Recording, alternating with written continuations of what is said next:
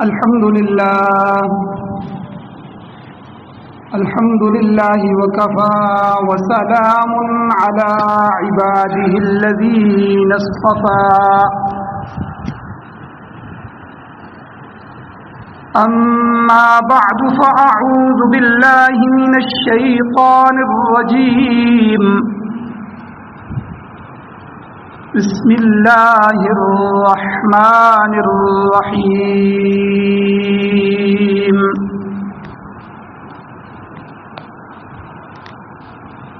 لو أنزلنا هذا القرآن على جبل لرأيته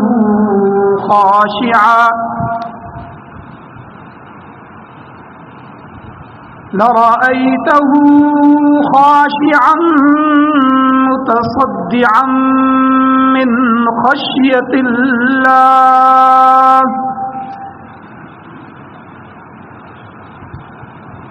وقال الله تعالى في مقام آخر إنا نحن نزلنا الذكر وإنا له لحافظون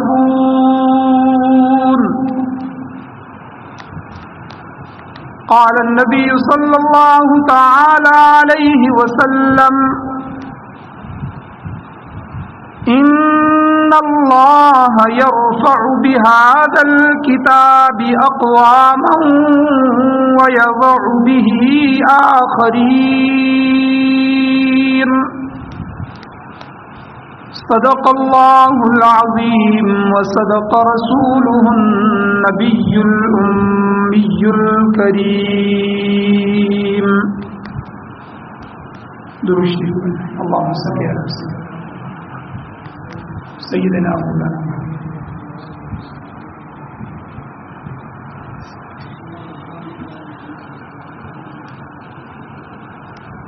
میرے واجب الاحترام، میرے بزرگوں، میرے دوستوں اور نوجوان ساتھیوں،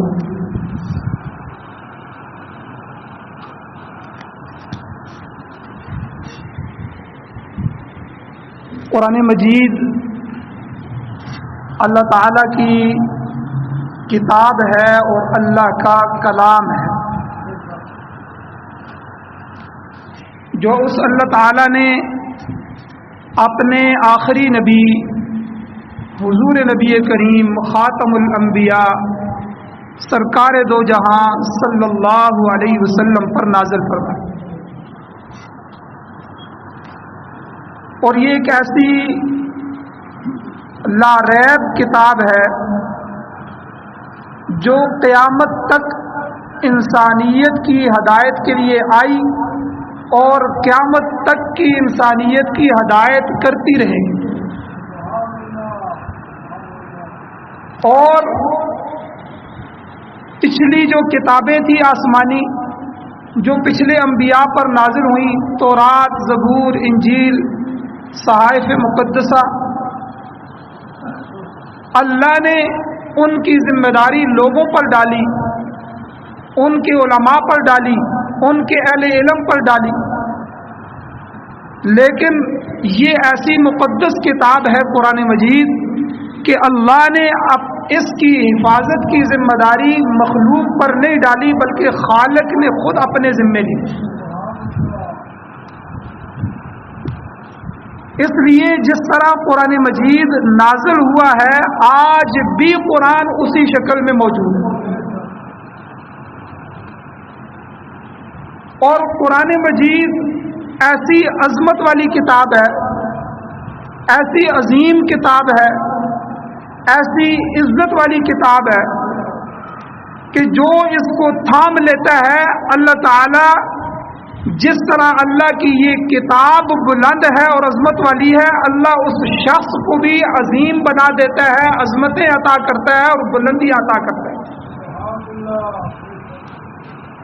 اور جو آدمی اپنی زندگی میں اس کتاب کو پسے پشت ڈال دیتا ہے اور کتاب کو سامنے رکھ کر زندگی گزارنے کی بجائے اپنی خواہشات، اپنی مرضی، اپنے منشا کے مطابق زندگی گزارتا ہے، اس کتاب کو نظر انداز کر دیتا ہے تو اللہ تعالیٰ اس کے مقدر میں پستی اور ذلت کو لکھ دیتے ہیں.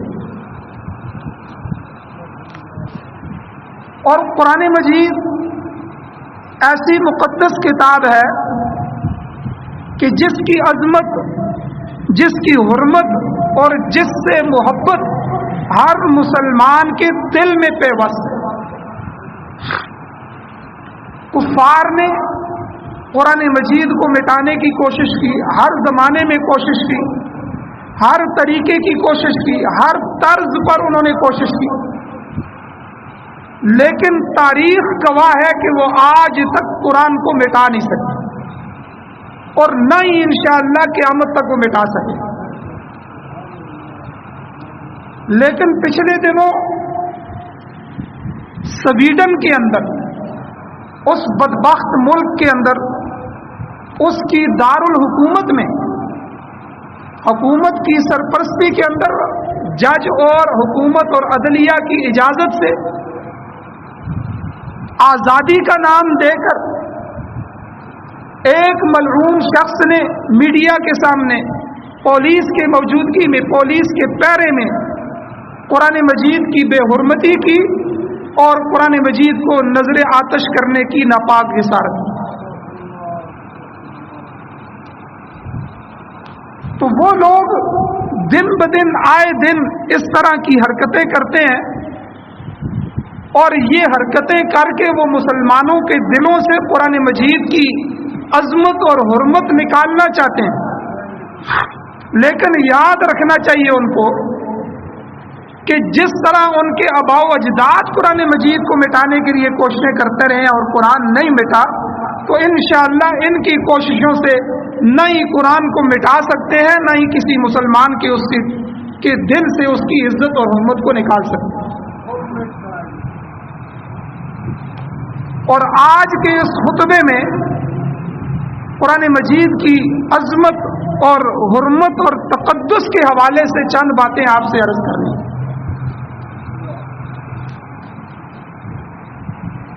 قرآن مجید کا تعارف کیا ہے؟ سب سے پہلے ہمیں پتہ ہونا چاہیے کہ یہ کتاب کیا ہے. جب کوئی وزیر اعظم آتا ہے، جب کوئی شخصیت آتی ہے، جب کوئی محلے میں نیا بندہ آ جاتا ہے، نیا امام آتا ہے، نئے آدمی سے ہم تعارف کرتے ہیں، تو ہم سب سے پہلے اس کو پہچانتے ہیں کہ یہ کہاں سے آیا ہے، یہ کون ہے، اس کی عزت و عظمت کیا ہے، اس کی حقیقت اور حیثیت کیا ہے. تو قرآن مجید کا تعارف کیا ہے؟ قرآن ہے کیا؟ سب سے پہلے قرآن مجید اپنے اندر کئی مقامات پر اپنا تعارف خود کراتا ہے، جس سے قرآن مجید کا تعارف بھی ہمیں معلوم ہوتا ہے اور اس کی عظمت بھی ہمیں معلوم ہوتی ہے. قرآن مجید کا سب سے پہلے تعارف یہ ہے کہ یہ وہ کتاب ہے جسے خود رب العالمین نے نازل فرمایا. چنانچہ سورہ زمر کی پہلی آیت میں اللہ فرماتے ہیں کہ تنزیل الکتاب من اللہ العزیز الحکیم، یہ کتاب نازل کی گئی ہے اللہ زبردست حکمت والے کی طرف سے. تو لوگوں کو یہ پتہ ہونا چاہیے کہ یہ کتاب محمد الرسول اللہ صلی اللہ علیہ وسلم نے نہیں لکھی، یہ صحابہ نے نہیں لکھی، یہ بعد میں آنے والے کسی تاریخ دان کی کتاب نہیں ہے، یہ کسی عالم مفتی کی کتاب نہیں ہے، بلکہ یہ اللہ رب العزت کا خود نازل کردہ کلام ہے. ایک تعارف تو قرآن نے اپنا یہ کرایا کہ میں کسی شخصیت کا محتاج نہیں ہوں، میں کسی شخصیت کی کتاب نہیں ہوں، میں اللہ رب العزت کی کتاب ہوں. اور دوسری جگہ قرآن اپنا تعارف مزید وضاحت کے ساتھ فرما رہا ہے. سورہ شعراء کی آیت نمبر 192، 193 اور 194 میں اللہ فرماتے ہیں وَإِنَّهُ لَتَنزِيلُ رَبِّ الْعَالَمِينَ نَزَلَ بِهِ الرُّوحُ الْأَمِينُ عَلَى قَلْبِكَ لِتَكُونَ مِنَ الْمُنذِرِينَ.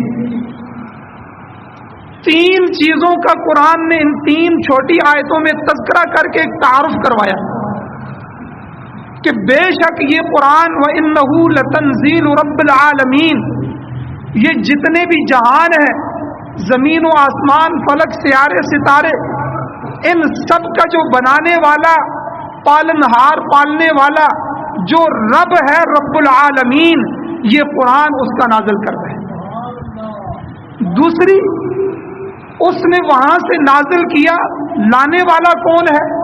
نزل بہ الروح الامین، روح الامین جبرائیل امین کے واسطے سے اللہ نے اس کتاب کو وہاں سے زمین پر لایا۔ اور تیسرا، یہ کتاب دی کس کو گئی ہے؟ علی قلبک، اے میرے محبوب تیرے دل پہ ہم نے اس کو نازل کیا، لتکون من المنذرین، تاکہ آپ ڈرانے والوں میں سے ہو جائیں، آپ اس کتاب کو کھولنے والوں میں سے، بیان کرنے والوں میں سے، وضاحت کرنے والوں میں سے، لوگوں کی رہنمائی اور ہدایت دینے والوں میں سے ہو جائیں۔ تو گویا کہ ان آیات میں قرآن نے تعارف کروایا کہ قرآن کو نازل کرنے والا رب العالمین، لانے والا جبرائیل امین، اور جن پر نازل ہوا وہ رحمت للعالمین۔ تو اللہ تعالیٰ تمام کائنات کے خالق اور مالک ہے۔ اللہ کا بھی تعارف ہو گیا، جبرائیل امین تمام فرشتوں کے سردار ہیں، ان کے ذریعے نازل ہو گیا، اور حضور سارے نبیوں کے سردار ہیں کہ جن پر قرآن نازل ہو۔ تو یہ عام کتاب نہیں ہے، قرآن اپنا تعارف کروا رہا ہے۔ اور پھر جس مہینے میں قرآن کو نازل کیا، رمضان، وہ سارے مہینوں کا سردار ہے، اور جس رات میں قرآن کو نازل کیا، لیلۃ القدر، وہ ساری راتوں کی سردار ہے۔ قرآن کو نازل کرنے کے لیے اللہ اتنا اہتمام فرما رہے ہیں۔ اور تیسرا تعارف قرآن ہمیں کیا کرواتا ہے کہ پہلی آسمانی کتابیں، موسیٰ علیہ السلام کو تورات کی ضرورت پڑی، کوہ طور پہ بلایا گیا، اعتکاف کروایا گیا، وہاں انہوں نے روزے رکھے، اور تختیوں پر لکھی ہوئی تورات حضرت موسیٰ علیہ السلام کے حوالے کر دی۔ لکھی ہوئی کتاب، کتاب کہتے ہیں لکھی ہوئی چیز، کتب یکتب، لکھنا، کتاب، تو لکھی ہوئی آسمانی کتابیں ان نبیوں کے حوالے کی گئی۔ لیکن پہلی آسمانی کتابوں میں اور قرآن مجید میں ایک بڑا فرق ہے، اس کو سمجھیں کہ باقی جتنی بھی آسمانی کتابیں ہیں وہ کتاب اللہ ہیں، لیکن قرآن مجید کتاب اللہ بھی ہے اور کلام اللہ بھی ہے۔ باقی کتابوں کو اللہ نے کلام نہیں فرمایا، لیکن قرآن مجید کو اللہ نے گفتگو فرمائی، کلام فرمایا۔ تو چنانچہ کلام اللہ ہونے کا تعارف اللہ تعالیٰ نے سورہ توبہ میں خود فرمایا، 6 نمبر آیت ہے سورہ توبہ کی۔ اللہ فرماتے ہیں وَإِنْ أَحَدٌ مِّنَ الْمُشْرِكِينَ اسْتَجَارَكَ فَأَجِرْهُ حَتَّى يَسْمَعَ كَلَامَ اللَّهِ۔ اگر کوئی مشرک ہے میرے محبوب آپ کے پاس آ جاتا ہے، آپ سے پناہ مانگتا ہے کہ مجھے پناہ دے دیجئے، تو آپ اسے پناہ دے دیں، حتیٰ یسمع کلام اللہ، یہاں تک کہ وہ اللہ کے کلام کو سنے۔ تو یہاں اس آیت میں خود اللہ نے اپنی اس کتاب کو کلام اللہ فرمایا، اور علماء نے قرآن و سنت سے اس بات کو ثابت کیا ہے کہ باقی آسمانی کتابیں اللہ کی کتاب ہے، لیکن اللہ کا کلام نہیں ہے، یعنی ان میں اللہ کے کلام ہونے کی صفت نہیں پائی جاتی، جبکہ قرآن مجید وہ واحد آسمانی اللہ کی طرف سے نازل شدہ کتاب ہے جو صرف اللہ کی کتاب ہی نہیں ہے بلکہ اللہ کا کلام بھی۔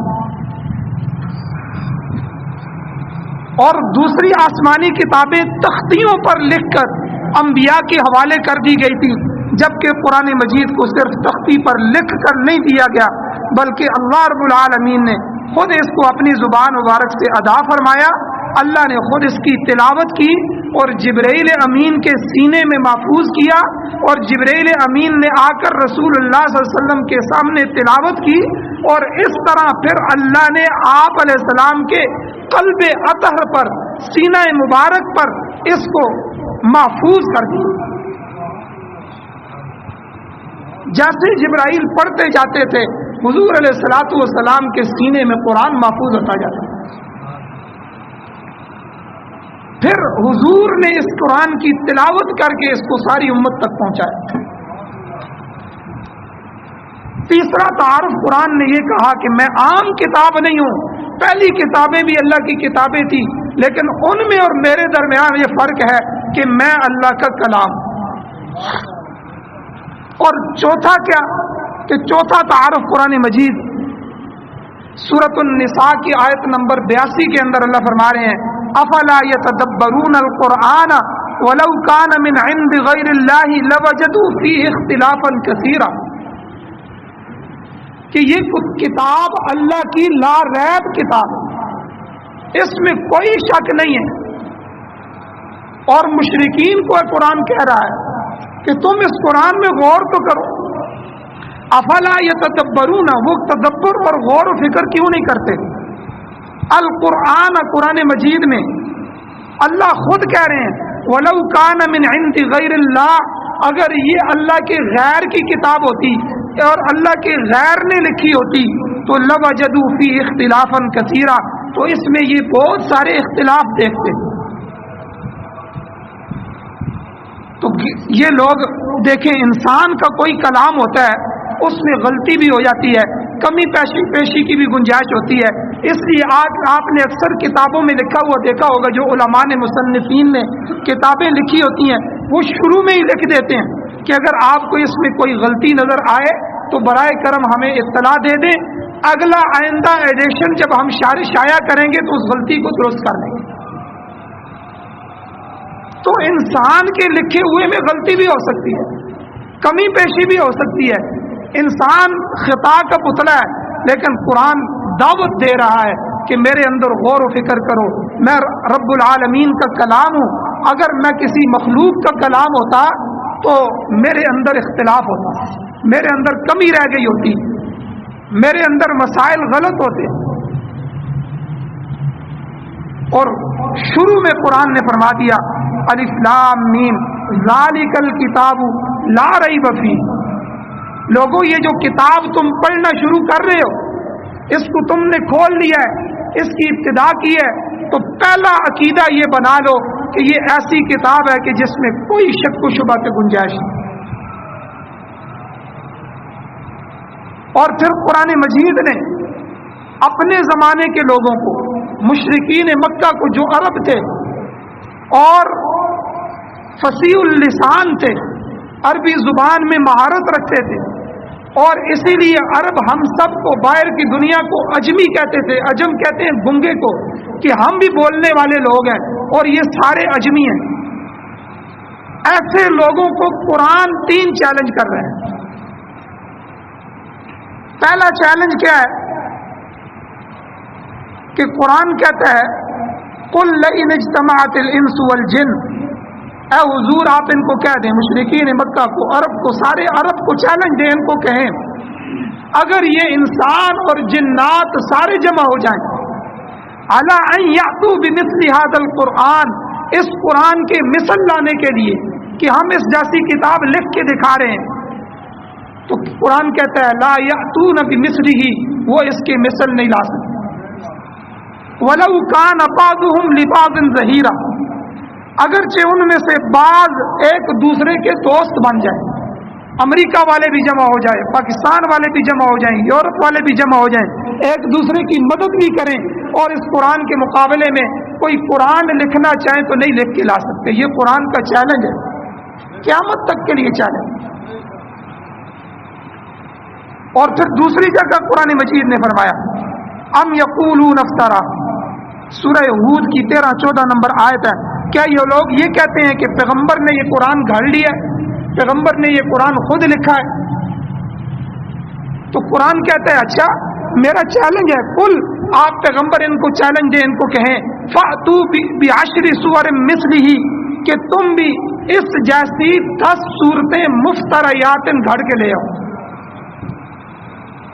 اور وَادْعُوا مَنِ اسْتَطَعْتُم مِّن دُونِ اللَّهِ، اللہ کے علاوہ جس کو چاہتے ہو تم بلا لو، ان کنتم صادقین، اگر تم سچے ہو تو۔ فَإِن لَّمْ يَسْتَجِيبُوا لَكُمْ،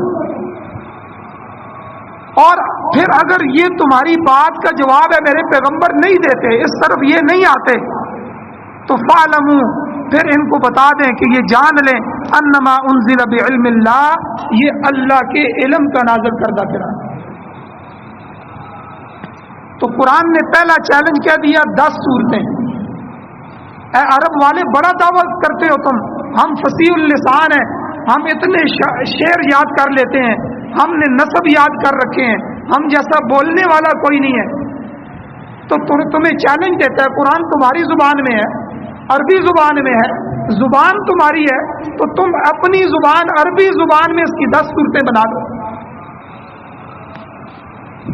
اب جب وہ 10 صورتیں نہ بنا سکے، بلکہ آپ دیکھیں عجیب بات ہے کہ کفار نے حضور سے لڑائیاں کی، حضور سے جنگیں کی، ہر حربے آزمائے، لیکن قرآن پاک کے اس چیلنج کو قبول نہیں،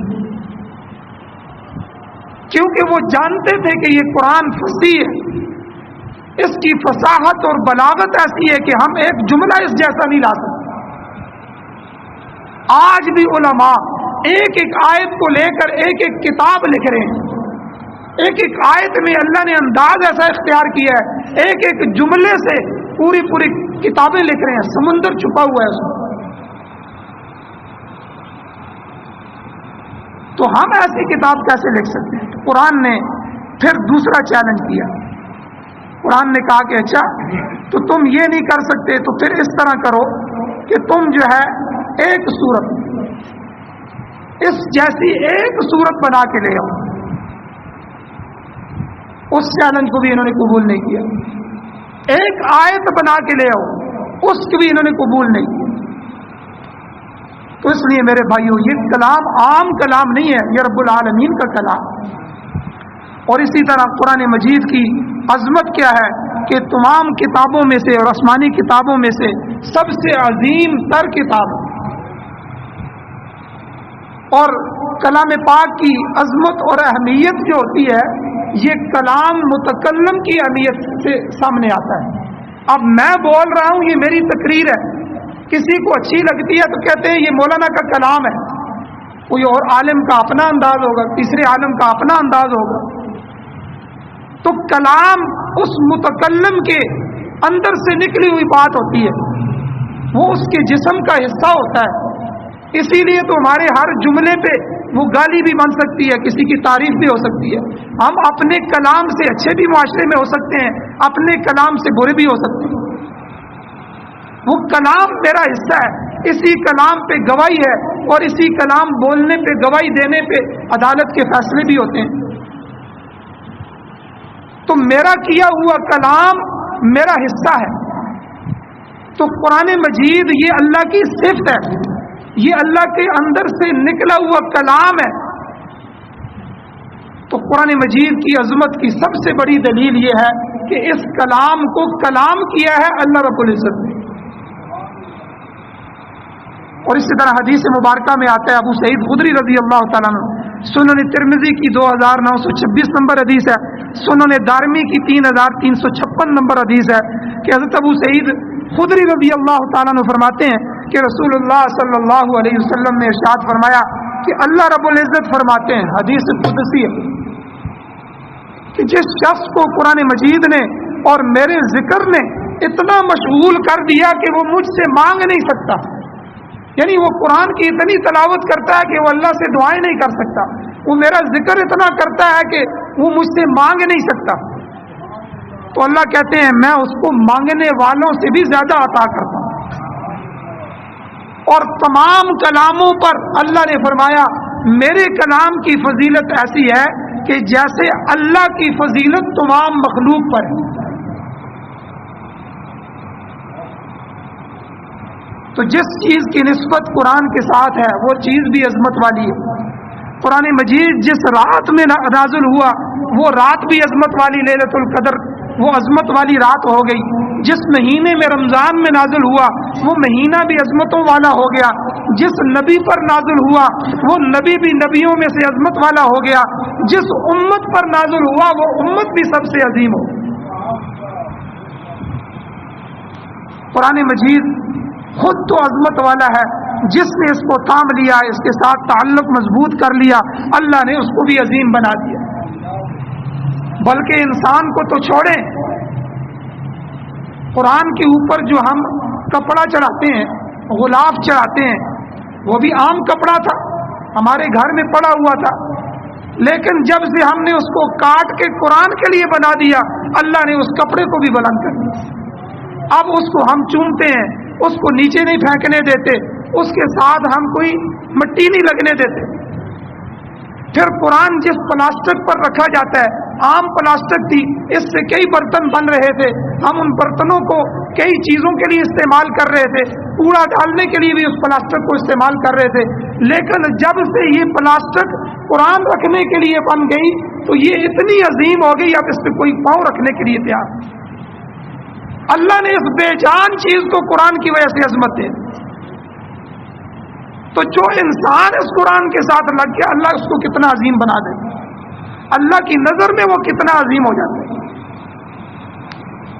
اور ایک حدیث مبارکہ میں حضور علیہ الصلوۃ والسلام نے ارشاد فرمایا، مسلم شریف کی 798 نمبر حدیث ہے، حضور علیہ الصلوۃ والسلام نے فرمایا کہ قرآن کا جو ماہر ہے، قرآن پڑھنے والا قاری اور ماہر، قیامت کے دن ان فرشتوں کے ساتھ ہوگا کہ جو انبیاء کے پاس اللہ کا پیغام لانے والے معزز اور نیکوکار فرشتے۔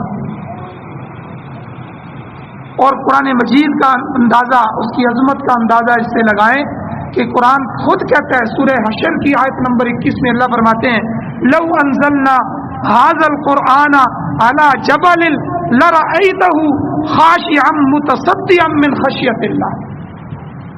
اے انسان، تجھے میری اس کلام کا اندازہ نہیں ہے، تو نے میری اس کتاب کو پسے پش ڈال دیا، تو اس کی تلاوت کے لیے وقت نہیں نکال رہا، تو نے اپنے آپ کو اس کے ساتھ نہیں جوڑا، لیکن یہ ایسی عظیم کتاب ہے، لو انزلنا، اگر ہم اس کو نازل کرتے، ھذا القرآن، اس قرآن کو، علی جبل، کسی پہاڑ پر، لرأیتہ، تو اپنی آنکھوں سے اس کو دیکھتا کہ خاشعا متصدعا، وہ دب جاتا اور پھٹ جاتا، من خشیت اللہ، اللہ کے اس کلام کے خوف کی وجہ سے۔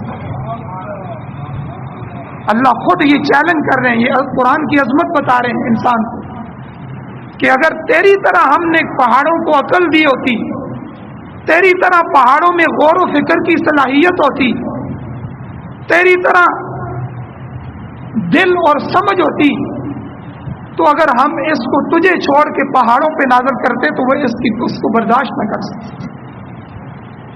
تو قرآن کے اندر اللہ نے تاثیر رکھی ہے۔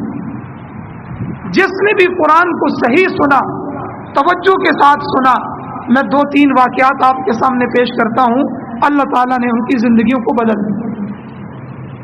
آپ دیکھیں سیدنا عمر فاروق رضی اللہ تعالیٰ، نبی علیہ السلام کے، قرآن کے، اسلام کے، اس پروگرام کے سب سے بڑے دشمن۔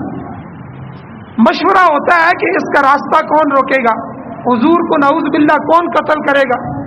سرداروں میں سے ابو جہل بھی موجود ہے، بڑے بڑے لعین موجود ہیں، لیکن کسی کو یہ ہمت نہیں ہے کہ ہم تلوار اٹھا کے جائیں اور ان کا مقابلہ کریں۔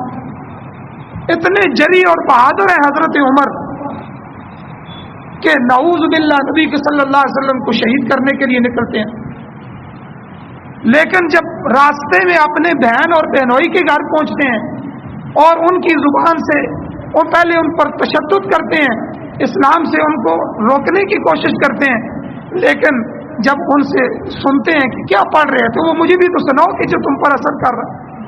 سورہ طٰہٰ کی چند آیتیں سنی تو سنتے ہی وہ عمر جو قتل کرنے کے لیے آئے وہ حضور کے قدموں میں گر گئے، حضور کے غلام بن گئے، حضور کے نوکر بن گئے۔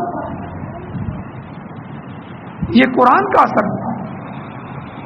اور اسی طرح ولید ابن مغیرہ جیسا سنگ دل انسان جو قوم کا نمائندہ بن کے اپنے طور پہ حضور کو سمجھانے کے لیے آتا ہے اور آپ کو حق کے راستے سے ہٹانے کے لیے لالچ پیش کرنے کے لیے آتا ہے۔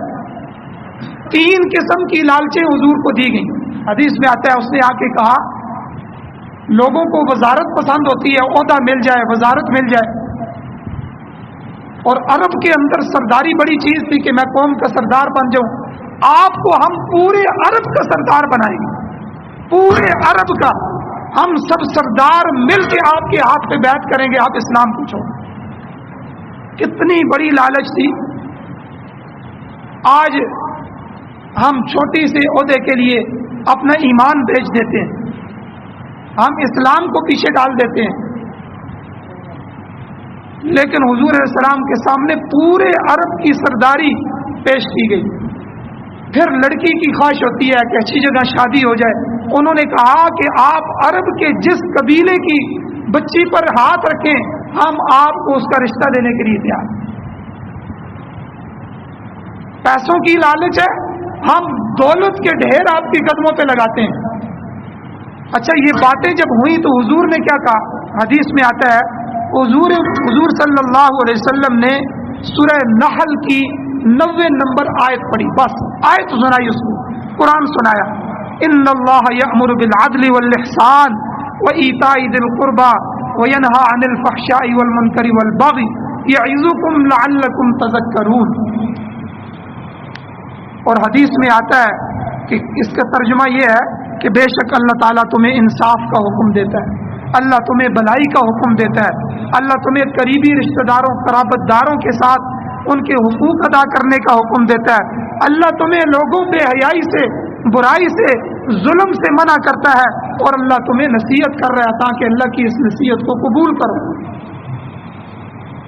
اب یہ آیت حضور سے سنی تو جا کر وہ اپنے قوم کے سامنے تبصرہ کرتا ہے، چونکہ نمائندہ بن کے گیا تھا، اپنے تاثرات کا اظہار کرتا ہے، کہنے لگا واللہ میں نے پوری دنیا میں سفارت کی ہے، سفیر بن کے گیا ہوں، تمہارا نمائندہ بن کے گیا ہوں، میں نے بڑے بڑے بادشاہوں سے کلام کیا ہے، لیکن میں نے ایسا کلام نہیں سنا جو میں نے حضور سے سنا۔ اس کے اندر ایسی مٹھاس ہے، ایسی حلاوت ہے، ایسا طرز ہے، ایسی خاص رونق ہے کہ اس کی جڑ سے شاخیں نکلتی ہیں اور جس طرح پتے نکل رہے ہیں، اور یہ کسی انسان کا کلام نہیں ہے۔ لوگوں میں تمہیں بتاتا ہوں کہ یہ محمد کا کلام نہیں ہے اور یہ کسی انسان کا لکھا ہوا نہیں ہے، یہ رب العالمین کا کلام۔ تو دیکھیں کس طرح اللہ تعالیٰ نے اس کی زندگی کو بدل دی اس قرآن مجید کی وجہ سے۔ اور اسی طرح اللہ تعالیٰ نے قرآن مجید کی حفاظت کا ذریعہ، قرآن مجید میں خود قرآن کا یہ چیلنج ہے، قرآن کہتا ہے انا نحن نزلنا الذکر وانا له لحافظون، کہ جس طرح پہلی آسمانی کتابوں کی ہم نے حفاظت کی ذمہ داری نہیں لی، ہم نے ان کی قوموں کو، ان کے علماء کو، ان کے اہل علم کو، ان کے لوگوں پر ذمہ داری ڈال دی، اور اس ذمہ داری کو وہ اٹھا نہیں سکے، اور انہوں نے اس میں تحریف کر دی، اس میں رد و بدل کر دیا، ان کتابوں کو تبدیل کر کے رکھ دیا۔ لیکن قرآن کے بارے میں یہ نہیں ہے، انا نحن نزلنا الذکر، بے شک ہم نے ہی اس قرآن کو نازل کیا ہے، وَإِنَّا لَهُ لَحَافِظُونَ، اور ہم ہی اس کی حفاظت کرنے والے۔ اور آج دیکھیں کہ کس طرح اس سال پاکستان میں صرف ہمارے علماء دیوبند کے جو مدارس ہیں، وفاق المدارس العربیہ، ان میں 2000 کم 1 لاکھ بچے حفظ کیے اس سال۔ یہ کیا ہو رہا ہے؟ یہ قرآن کی حفاظت ہو رہی ہے۔ اللہ نے چھوٹے چھوٹے بچوں کے سینے میں قرآن کو پیوست کر دیا، اور بچے کو پتہ ہی نہیں ہے یہ عربی زبان ہے، وہ زبان کو نہیں جانتا، وہ اس کی پہچان نہیں رکھتا، اس کا ترجمہ اور معنی بھی اس کو نہیں پتا، لیکن وہ اس کو اپنے سینے میں محفوظ کر کے چل اور پھر رہا ہے۔ اللہ نے یہ حفاظت کر دی۔ تم کتنا قرآن کو جلاؤ گے، تم کتنا قرآن کو مٹانے کی کوشش کرو گے، تم ان سینوں سے کیسے قرآن کو نکالو گے؟ اللہ نے اس قرآن کی حفاظت کے بندوبست کر دیے۔ تو جس طرح الفاظ اللہ نے محفوظ کیے، پھر ان الفاظ کو پڑھنے کے لیے، ان کے معانی کو سمجھنے کے لیے، ان کے ترجمے اور تفسیر کو سمجھنے کے لیے، ان سے مسائل نکال کر لوگوں کی رہنمائی کرنے کے لیے اللہ نے علماء، فقہاء، مفتیان کا بندوبست کر دیا کہ لاکھوں کے حساب سے ہر سال اتنے علماء فاضل ہوئے۔ तुम कैसे कुरान को मिटाओगे। और एक वाकया तारीख में आता है کہ خلیفہ مامون الرشید، علامہ قرطبی رحمۃ اللہ علیہ نے اس واقعے کو نقل کیا ہے کہ وہ اپنے دربار میں عیسائی، یہودی، ہر مذہب کے لوگ بلاتا تھا اور ان کے مناظرے اور ان کو پیش کرتا تھا کہ تم تقریر کرو، اپنے مذہب کو پیش کرو۔ ایک دفعہ ایسا ہوا کہ اس مذاکرے میں ایک یہودی عالم شریک ہوا، اور اس یہودی عالم نے ایسی تقریر کی اور اتنا وہ تیز تھا اور اتنا اس کو عبور حاصل تھا بات کرنے میں کہ خلیفہ کی اس پر نظر پڑ گئی۔ جب باقی وہ نکل کے جانے لگے تو اس نے اس کو اسلام کی دعوت دی۔ اس نے کہا کہ میں اسلام کو قبول نہیں کرتا، چلا گیا۔ اگلے سال جب مذاکرہ ہوا تو وہی یہودی عالم مسلمان ہو کے آیا۔ اب وہ ایک سال پہلے جو یہودیت کو بیان کر رہا تھا، اب اسی طرز پہ، اسی دلائل کے ساتھ وہ اسلام کو بیان کر رہا تھا۔ تو خلیفہ مامون الرشید بڑا حیران ہوا، اس نے اس کو بلا لیا، اس نے کہا کہ میرا دل تھا اگر تم مسلمان ہو جاتے تو میں بڑا تمہارا اعزاز و اکرام بھی کرتا اور بڑا پروٹوکول دیتا، تو تمہیں اپنے شاہی سسٹم میں شامل کر لیتا۔ اس نے کہا کہ میں نے اس کے لیے نہیں، مجھے آپ کی دعوت سمجھ آ گئی تھی۔ اس کے جانے کے بعد اس سال میں نے ایک کام کیا، کہتا ہے میں نے تینوں کتابوں کو، تورات، زبور اور قرآن مجید، اپنے ہاتھ سے لکھا۔ میں خطاط بھی ہوں۔ میں نے ان کی آیتوں کو بدل دیا، ہر کتاب کے جملوں کو، فیصلوں کو، حکم کو بدل دیا۔ قرآن کی آیتوں میں بھی میں نے کچھ جملے اضافہ کر دیے، کچھ نکال دیے۔ پھر میں تورات کو لے کر ان کے علماء کے پاس پہنچا، یہودیوں کے پاس پہنچا، انہوں نے میرا استقبال کیا اور اس کو لے لیا، اس کو کہا جی بڑا اچھا کام کیا۔ پھر میں انجیل کو لے کر عیسائیوں کے پاس پہنچا، انہوں نے بھی اس کو قبول کر لیا، بڑا اچھا کام کیا ہے۔ کہتے ہیں میں حیران ہوا جب میں وہ قرآن کا نسخہ اپنا لکھا ہوا خراب نسخہ جس میں رد و بدل کیا تھا مسلمانوں کے پاس پہنچا، انہوں نے اپنے بچے کو آگے کیا کہ بیٹا اس کو پڑھو۔ اس نے پڑھا تو اس نے کہا کہ یہ ہمارا قرآن نہیں، اس لیے ہم اس کو قبول نہیں کرتے۔ کہا میں سمجھ گیا کہ یہ سب کتابوں میں یہ ایسی کتاب ہے کہ اس کی حفاظت کرنے والی ذات اللہ کی ذات، اس لیے مجھے اس بات نے مجبور کیا اور آج میں اسلام کا نمائندہ بن کے آپ کے ساتھ۔ تو قرآن نے اور قرآن کی تعلیمات نے دنیا کو تبدیل کر دی۔ اس لیے میرے بھائیوں، اصل میں یہ جو سویڈن کے اندر قرآن کی توہین ہوئی ہے، تو اس توہین کے متعلق اس سویڈن کی دارالحکومت کے اندر ملعون شخص نے قرآن مجید کو اپنے پاؤں کے نیچے روندا، اپنے پاؤں کو صاف کیا، اس کو جلایا، اور اس کی حکومت کی طرف سے اس کو اجازت ملی کہ آزادی رائے ہے جی، آزادی کا اظہار ہے، جو شخص جو مرضی کرنا چاہے۔ اور اس بدبخت حکومت نے اس بدبخت شخص سے یہ کام کروایا۔ تو اس لیے اس حرکتوں کی وجہ سے مسلمانوں کے دل بڑے زخمی۔ تو اس میں ہمیں کرنا کیا چاہیے؟ ان کی حرکتوں کا جواب دینا چاہیے۔ اس کے جواب کی ایک صورت تو یہ ہے کہ ہم اپنا تعلق قرآن کے ساتھ مضبوط کریں۔ ہمارا تعلق قرآن سے نہیں رہا۔ جس وقت ہمارا تعلق قرآن سے ہوتا تھا، کسی بدبخت کو نظر اٹھا کے بھی ہمت نہیں ہوتی تھی قرآن کی طرف دیکھنے۔ آج وہ یہ بات جان گئے ہیں کہ مسلمان کا تعلق ہم نے قرآن سے ختم کر دیا۔ آج فلموں کے ساتھ ہمارے نوجوان کا تعلق ہے، ڈراموں کے ساتھ ہمارے نوجوان کا تعلق ہے، مزاح کے ساتھ، ناچنے گانے کے ساتھ ہمارے نوجوان کا تعلق ہے۔ اگر نہیں ہے تو حضور کے ساتھ، صحابہ کے ساتھ اور قرآن کے ساتھ ہمارا کوئی تعلق نہیں۔ سب سے پہلا جواب جو یہ ہے کہ ہم اپنی زندگی کو بدلیں، قرآن سے تعلق مضبوط کریں، قرآن کے تلاوت کا معمول بنائیں گے جی انشاءاللہ۔ روزانہ 15-20 منٹ، آدھا گھنٹہ صبح اٹھ کے قرآن کی تلاوت، اور جس گھر میں قرآن کی تلاوت سے آغاز ہوتا ہے، اللہ اس میں رحمت کے فرشتے بھیج دیتے ہیں۔ اس لیے قرآن کو سمجھیں، قرآن کے ترجمے کو سمجھیں، قرآن کے معنی اور تفسیر کو سمجھیں، قرآن کے اس پیغام کو خود بھی سمجھیں، دوسروں کو بھی سمجھائیں، اپنی اولادوں کو بھی قرآن کے ساتھ نسبت کریں۔ یہ پہلا جواب ہے ہمارا۔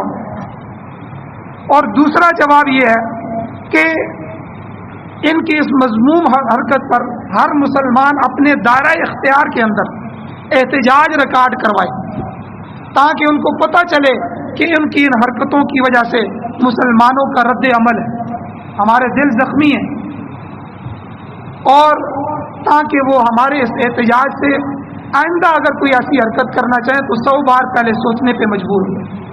ہماری حکومتوں کو چاہیے کہ وہ ان کا بائیکاٹ کریں، ان کے سفیر کو اپنے ملک سے نکالیں، ان کی پروڈکٹس پر بین لگائیں، اور اسی طرح یہ ہمارے ان کے لیے احتجاج جو ہے یہ بھی ایک ریکارڈ کی صورت ہے۔ اور انشاءاللہ جمعے کے بعد یہاں پل کے نیچے علماء اکرام پورے تحصیل کے علماء جمع ہوں گے، ان کی موجودگی میں احتجاج ہوگا۔ آپ حضرات سے گزارش ہے کہ آپ جمعے کے بعد یہاں سے چوک تک ریلی جائے گی، آپ سارے حضرات اس میں شرکت فرمائیں، اپنے ایمان کا عملی ثبوت دیں کہ ہم قرآن کے ساتھ ہیں، قرآن کی محبت ہمارے دل میں ہے، اور ہم احتجاج کرتے ہیں، اپنی حکومت کو بتانا چاہتے ہیں کہ وہ بھی احتجاج کرے اور ان ظالموں کو اپنے ملک سے بھی نکالے، ان کے سفیر کو نکالے، اور مضبوط طریقے سے جو ہے وہ رد عمل کا اظہار کرے۔ اللہ تعالیٰ سے دعا ہے اللہ ہمیں عمل کی توفیق عطا فرمائے۔ وآخر دعوانا الحمدللہ۔